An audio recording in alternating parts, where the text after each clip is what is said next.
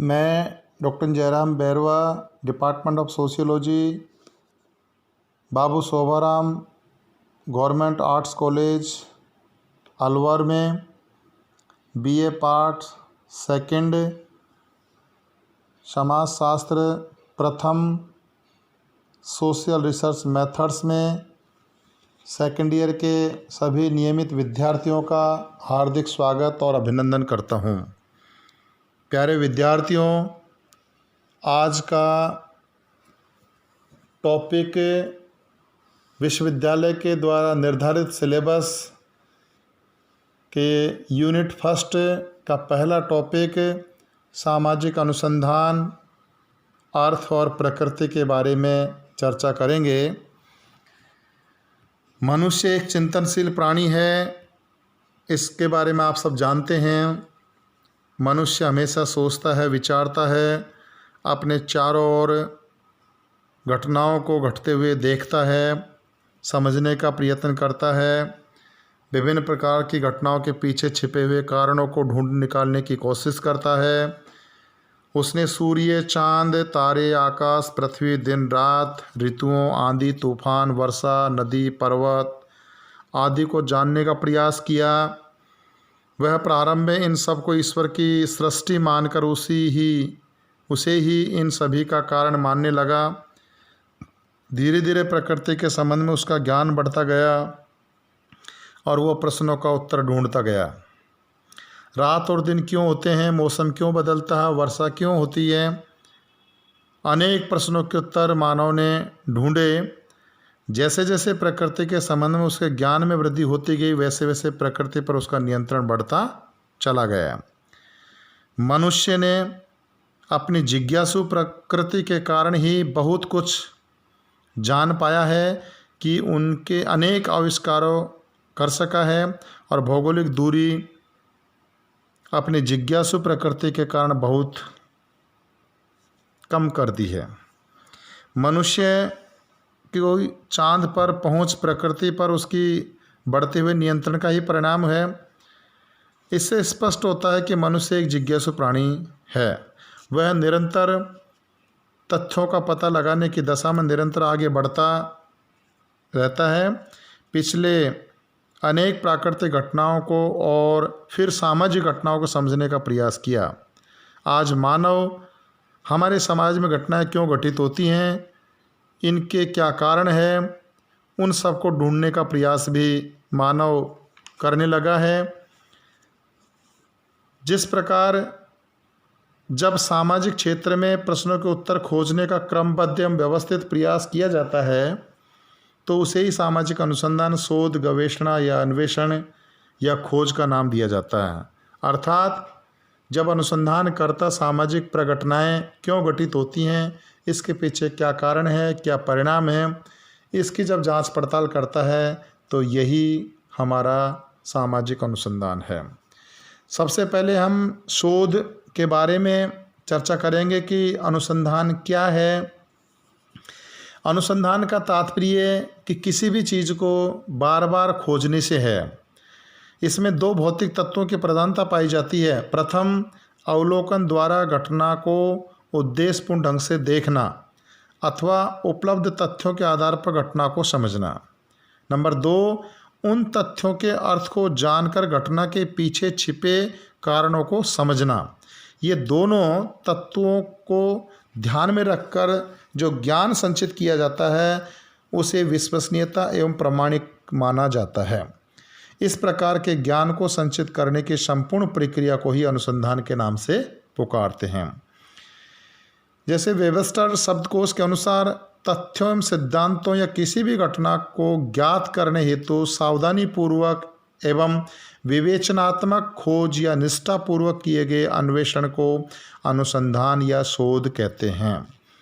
The new century dictionary के अनुसार किसी वस्तु या व्यक्ति के संबंध में सावधानीपूर्वक खोज करना एवं तथ्यों या सिद्धांतों का पता लगाने के लिए विषय सामग्री की लगातार सावधानीपूर्वक जांच पड़ताल करना ही अनुसंधान है।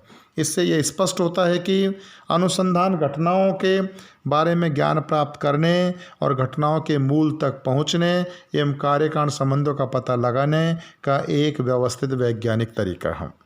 अब सामाजिक अनुसंधान का अर्थ और परिभाषा।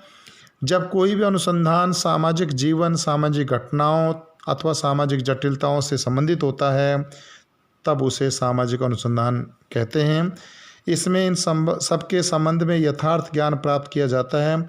इस हेतु अनुभवी अनुभव सिद्ध तथ्यों का पता लगाया जाता है। निरीक्षण, परीक्षण, वर्गीकरण तथा सत्यापन के आधार पर सामाजिक घटनाओं के कारणों को ढूंढ निकाला जाता है। साथ ही मानव व्यवहार से संबंधित सामान्य नियमों का पता लगाया जाता है। सामाजिक अनुसंधान में वैज्ञानिक विधि को काम में लेते हुए अवलोकन का विशेषतः सहारा लिया जाता है। संक्षेप में हम कह सकते हैं कि सामाजिक अनुसंधान में सामाजिक यथार्थताओं की वैज्ञानिक विधि द्वारा खोज पर विशेष बल दिया जाता है। सामाजिक अनुसंधान को परिभाषित करते हुए पी.बी. यंग ने अपनी पुस्तक scientific social survey and research में लिखा है कि सामाजिक अनुसंधान को एक ऐसी वैज्ञानिक प्रयत्न के रूप में परिभाषित किया जा सकता है जिसका उद्देश्य तार्किक एवं क्रमबद्ध पद्धतियों के द्वारा नवीन तथ्यों की खोज अथवा पुराने तथ्यों की परीक्षा और सत्यापन, उनके क्रमों, पारस्परिक संबंधों, कार्य कारण की व्याख्या एवं उन्हें संचालित करने वाले स्वाभाविक नियमों का विश्लेषण करना है।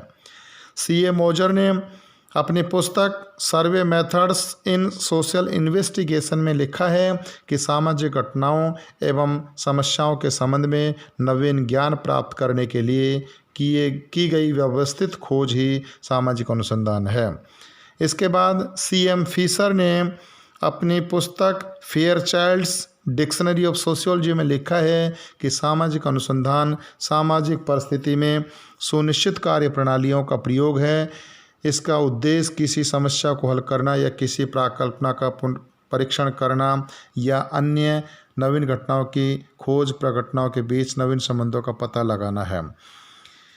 इस प्रकार सामाजिक अनुसंधान खोज की ऐसी विधि है जिसमें सामाजिक परिस्थितियों के संदर्भ में किसी घटना, व्यवहार, सामाजिक जीवन अथवा समस्या के संबंध में वैज्ञानिक विधि का प्रयोग करते हुए सामाजिक यथार्थ को समझने का प्रयत्न किया जाता है। अब सामाजिक अनुसंधान की विशेषता एवं प्रकृति।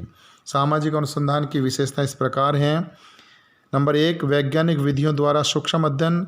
सामाजिक अनुसंधान में वैज्ञानिक प्रयोगों के द्वारा प्रत्येक सामाजिक प्रघटना का सूक्ष्म अध्ययन करने का प्रयास किया जाता है। नंबर 2, नवीन प्रविधियों का विकास।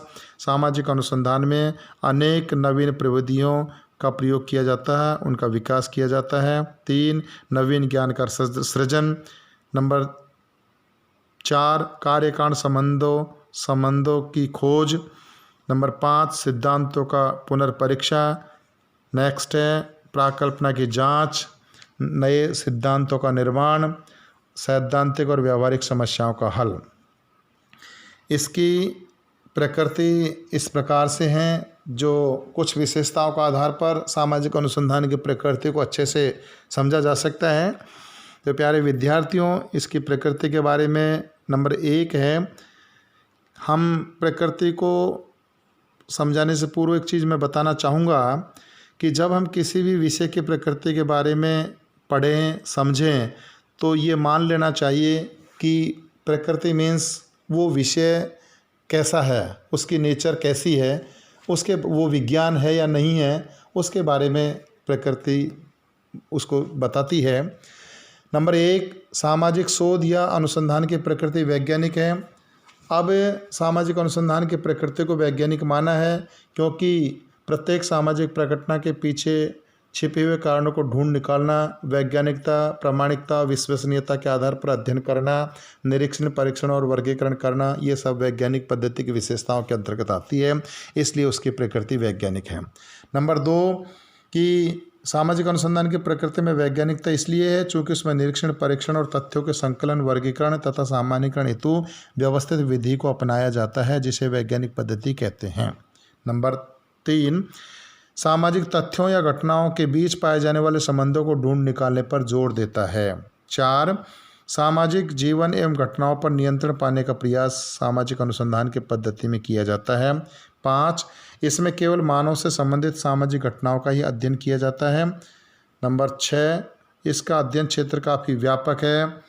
और 7, सामाजिक समस्याएं भी सामाजिक अनुसंधान के अध्ययन क्षेत्र में आती हैं, क्योंकि ये सामाजिक जीवन का अभिन्न अंग है। कोई भी समाज इनसे से पूर्णतः मुक्त नहीं हो जाता। जब तक इन सामाजिक समस्याओं की प्रकृति को नहीं समझा लिया जाएगा, कार्यकारण संबंधों को ज्ञात नहीं कर लिया जाएगा, तब तक सामाजिक जीवन के संबंध में हमारा ज्ञान अपूर्ण ही रहेगा।